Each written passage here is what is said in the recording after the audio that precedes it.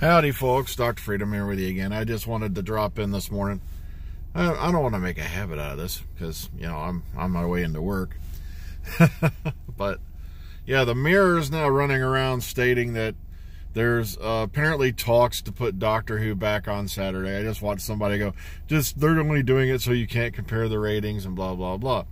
Now the problem is, the Mirror has been right before, but at the same time, everybody seems to be forgetting that the Mirror has been very often wrong. And they tend to grab on to the slightest thing they can get. Anybody is right now because there's not a whole lot of news going around. A lot of the filming, once again, they're doing is now in secret. I'm shocked we've gotten as much as we have, you know, so early this year. But, you know, don't get used to it. They don't like, you know, they're very secretive. And, you know, you can't blame them.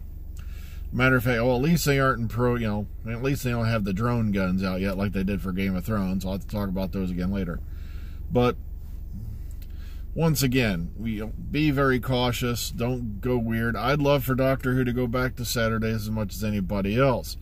But I don't see why they would, because I love how they're downplaying the ratings. It's like, yeah, the ratings were lower, but the ratings were lower across the board.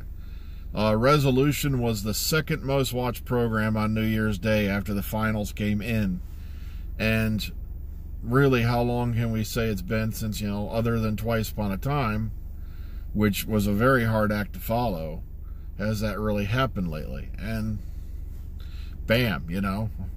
So don't count on it yet. Don't think it's going to happen just yet. But we'll have to sit here, wait and see.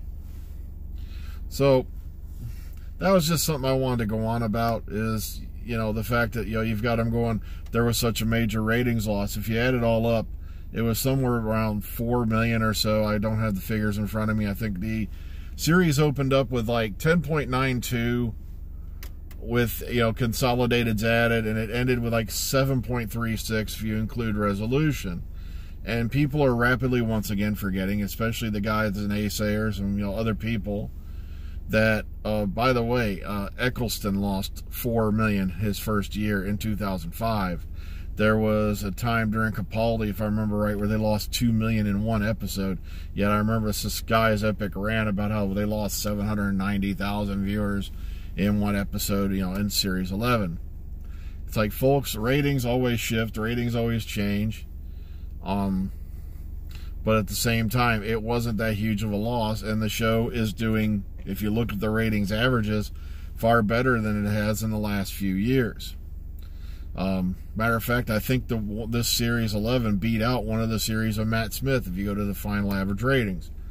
So why someone's trying to suggest there's a panic can only just be, you know, the Chicken Little syndrome. Oh, look, somebody said the sky is falling, so it must be. It's not the truth. The ratings are actually a lot more solid for this year, past year, sorry, than they were in a while. And that's I'm not trying to talk down Peter Capaldi. To me, he was the Doctor.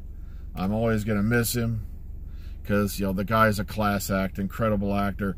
And as I keep saying, if you guys are all so passionate, you know, well, there are men and women. I want to straighten that out. If you're all so passionate about this show, where the hell were you when Peter Capaldi needed you? When the ratings were running as low as like 4 million on an episode. Where the hell were you then? Oh, well. I gotta get going. So everybody, please, take care of yourselves. Have a good day. And I'll hopefully be doing a news report tonight because I got this other article I gotta talk about where it was just so extremely ridiculous it made me want to laugh. So till then, everybody, please take care. Laters, kids.